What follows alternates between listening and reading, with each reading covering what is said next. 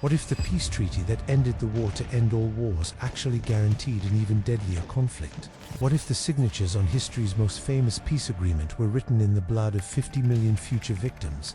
The Treaty of Versailles didn't just end World War I, it lit the fuse for World War II. The trenches revealed the true human cost of World War I. Ordinary men, farmers, clerks, and school teachers had endured for years of unprecedented warfare that claimed 17 million lives. And when the war finally ended, the world hoped for lasting peace. But the Treaty of Versailles, signed in 1919, would prove that peace agreements on paper could create more problems than the conflicts they sought to resolve. Welcome back to Reality of Battlefields and our series Untold War Stories. I'm your host, and today we uncover how a treaty meant to end all wars planted the seeds for the deadliest conflict in human history, World War II. This is not just the story of diplomats in conference rooms. It is the story of how WWI aftermath shaped the path to an even greater global conflict, and how ordinary people paid the price for decisions made in the halls of power. When the guns finally fell silent on November 11, 1918, a profound quiet descended across Europe. Soldiers emerged from trenches that had defined their existence for 4 years. Across France and Belgium, the landscape told the story of unprecedented destruction. Agricultural fields transformed into crater-filled wastelands, communities completely destroyed, forests reduced to skeletal remains. 17 million lives had been lost. 21 million more bore physical and psychological wounds. The WWI aftermath left an entire generation profoundly affected. National economies lay in ruins. Historical empires had collapsed. The Austro-Hungarian and Ottoman empires ceased to exist. The German Kaiser had departed into exile. Even the victorious nations were exhausted by years of total warfare. Yet, in Paris, as 1919 began, world leaders gathered in elegant venues to determine the future of international peace. They called it the Paris Peace Conference. It would become one of the most significant and most controversial diplomatic meetings in peace treaty history. The Paris Peace Conference brought together four leaders who would shape the post-war world, each carrying different visions and national interests. Woodrow Wilson, President of the United States, arrived in Europe with unprecedented international support. His 14 points promised a new approach to international relations based on self-determination, open diplomacy, and most importantly, a League of Nations designed to prevent future conflicts through international cooperation. Georges Clemenceau, the French Prime Minister, earned the nickname the Tiger for his fierce determination. Having witnessed two German military campaigns against France during his lifetime, Clemenceau viewed peace through the lens of national security, ensuring Germany could never again threaten French territory. David Lloyd George, the British Prime Minister, faced complex political pressures. A skilled negotiator, he balanced public demands for strong measures against Germany with concerns that overly harsh terms might create conditions for future instability. Vittorio Orlando, the Italian Prime Minister, sought to secure territorial concessions promised to Italy during the war, though he quickly discovered his nation's interests were often overshadowed by the larger powers' priorities. These four men gathered in the Palace of Versailles, the same location where, in 1871, the German Empire had been proclaimed following Prussia's victory over France. This symbolic choice was entirely intentional and would not be lost on German representatives. At the conference, fundamentally different approaches to post-WWI peace emerged and created lasting tensions. Wilson's vision represented a revolutionary approach to international relations. He believed the WWI aftermath presented an opportunity to restructure global politics permanently. His concept included a fair settlement for all nations, self-determination for ethnic groups, and above all the League of Nations, where international disputes would be resolved through discussion and cooperation rather than military conflict. Wilson's 14 points outlined principles including freedom of navigation, reduced trade barriers, arms limitations, and transparent diplomatic negotiations. He genuinely believed these principles could create lasting international stability. But Clemenceau viewed Wilson's approach with skepticism. France had suffered 1.3 million military deaths, with extensive regions completely destroyed by warfare. To Clemenceau, Wilson was an idealistic leader whose nation had not experienced invasion or occupation. French security required concrete measures, financial compensation for war damages, military restrictions on Germany, and territorial adjustments that would prevent future German aggression. Lloyd George found himself mediating between these positions. British public opinion demanded strong measures against Germany, but Lloyd George understood that European economic recovery depended partly on Germany's ability to participate in international trade and contribute to regional stability. Orlando observed these debates while advocating for Italian territorial interests, though Italy's concerns were often marginalized in discussions dominated by the other three powers. After months of complex negotiations, compromises, and diplomatic maneuvering, the Treaty of Versailles was completed and signed in June 1919. The Treaty of Versailles imposed conditions that profoundly affected Germany's future development. Article 231, known as the War Guilt Clause, assigned Germany responsibility for causing the war and its consequences. For the German population, this represented not just political blame, but a moral judgment that contradicted their understanding of how the conflict had developed. Many Germans viewed the war as having resulted from complex alliance systems and escalating tensions, rather than German aggression alone. Reparations requirements established Germany's obligation to pay compensation for war damages, eventually calculated at 132 billion gold marks, representing hundreds of billions in contemporary currency. These payments would strain Germany's economic recovery and contribute to severe financial instability, including hyperinflation so extreme that by 1923, basic necessities in German cities required billions of marks to purchase. Military restrictions limited the German army to 100,000 personnel, a dramatic reduction from its wartime size.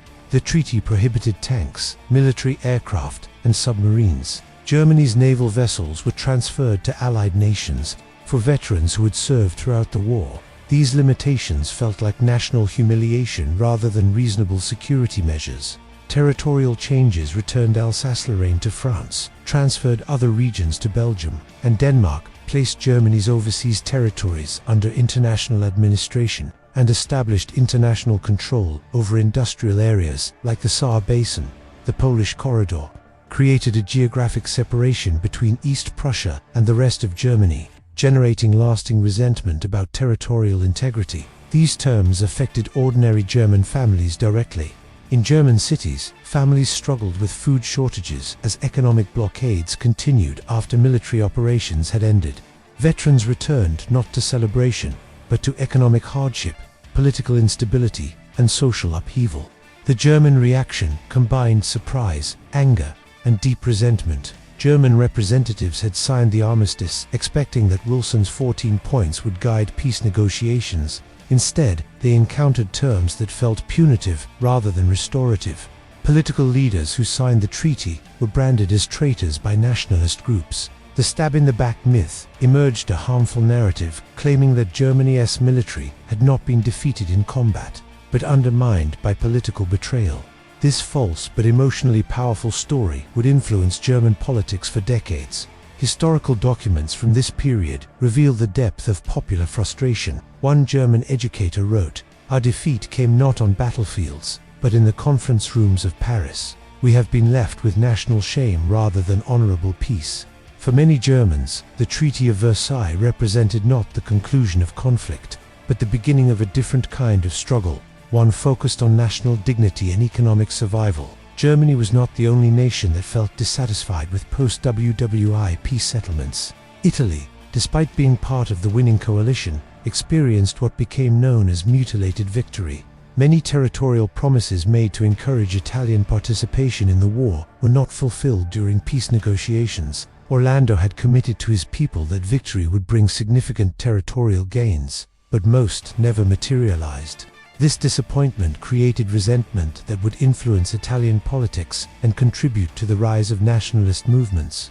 Japan, also an Allied power, left Versailles feeling undervalued. Despite contributing to the Allied victory, Japan's proposal for a racial equality clause in the League of Nations Charter was rejected, largely due to opposition from Wilson and other Western leaders. This rejection created lasting diplomatic grievances that would affect Japan's international relationships. Even among the primary victors, the Versailles settlement felt incomplete and problematic. Meanwhile, Wilson's central achievement, the League of Nations, faced immediate challenges. The United States Congress refused to ratify the Treaty of Versailles, effectively preventing American participation in the League. Without U.S. involvement, the League lacked the authority and enforcement mechanisms necessary to maintain international stability. The peace structure created at Versailles was built on legal documents rather than mutual trust or shared interests. Across Europe and beyond, political movements used Versailles as evidence of international injustice. Economic difficulties magnified these grievances. In Germany, a veteran who had experienced trench warfare was paying close attention to these developments. His name was Adolf Hitler. For him, Versailles represented not just a peace treaty, but a symbol of national humiliation, a source of political anger, and a tool for building political support. Modern historians recognize the Treaty of Versailles as more than an attempt to conclude World War I. They view it as one of the contributing factors that led to World War II. The treaty's harsh terms created political instability in Germany, undermined democratic institutions, and provided material for extremist political movements. The treaty did not simply mark the end of one conflict, it established conditions that made future conflict more likely.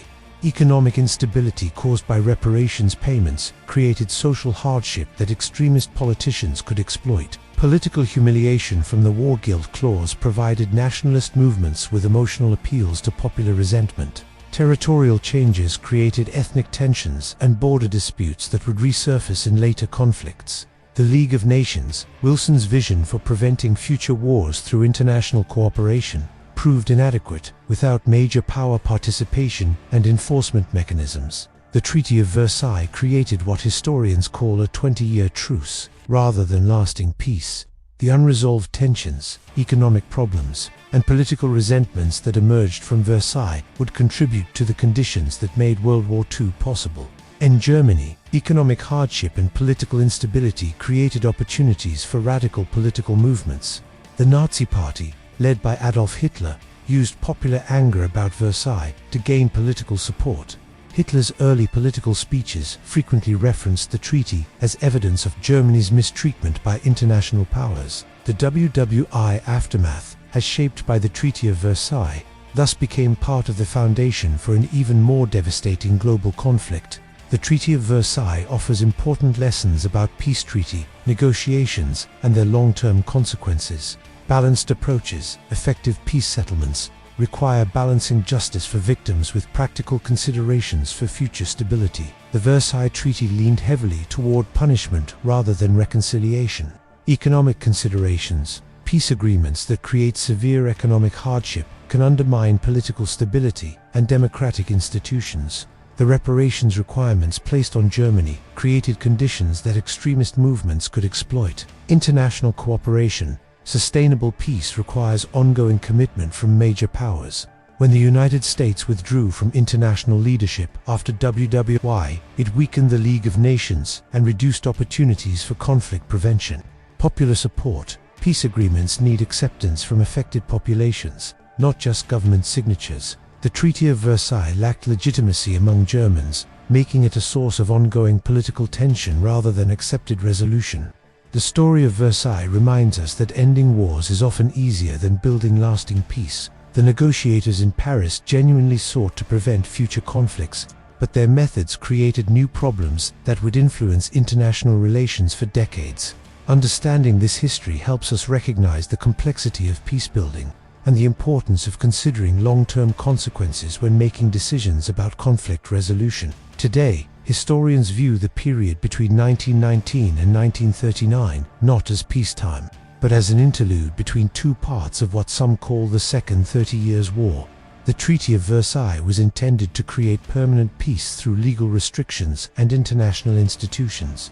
Instead, it created conditions that made future conflict more likely. In Germany, economic hardship and political resentment provided opportunities for extremist political movements. The Nazi Party's rise to power was facilitated partly by popular anger about Versailles and its consequences for German society. The League of Nations, despite Wilson's hopes, proved inadequate to prevent aggression by major powers. When Japan invaded Manchuria in 1931, when Italy invaded Ethiopia in 1935, And when Germany began territorial expansion in the late 1930s, the League could not provide effective responses. The peace created at Versailles lasted exactly 20 years and 2 months until Germany invaded Poland on September 1, 1939, beginning World War II. The Treaty of Versailles teaches us that sustainable peace requires more than legal documents and good intentions. It requires understanding of human psychology, attention to economic realities, an ongoing commitment to international cooperation and conflict prevention. A broken Germany became fertile ground for a new kind of political leader, one who would transform personal resentment and national humiliation into a movement that would engulf the world in war. In our next episode of Untold War Stories, we witnessed the rise of Hitler, how a disillusioned WWI veteran became the dictator who led the world into its most devastating conflict. We follow Adolf Hitler's journey from the trenches of World War I to the streets of Munich, where economic hardship and political chaos created opportunities for extremist movements. We'll examine how the Treaty of Versailles became a tool for Nazi propaganda, and how democratic institutions failed to prevent the rise of authoritarianism. Most importantly, we explore how ordinary Germans, struggling with economic difficulties and political instability, became supporters of a movement that promised national renewal but delivered global catastrophe. Because understanding how Hitler gained power helps us recognize the conditions that allow extremism to flourish and the importance of protecting democratic institutions. The story of how resentment became a political weapon. That's our next journey into the untold war stories that shaped the modern world. This has been Reality of Battlefields. If you found this exploration of the Treaty of Versailles illuminating, subscribe and join us as we continue uncovering the untold stories that shaped our modern world. Because to understand our past is to prepare for our future.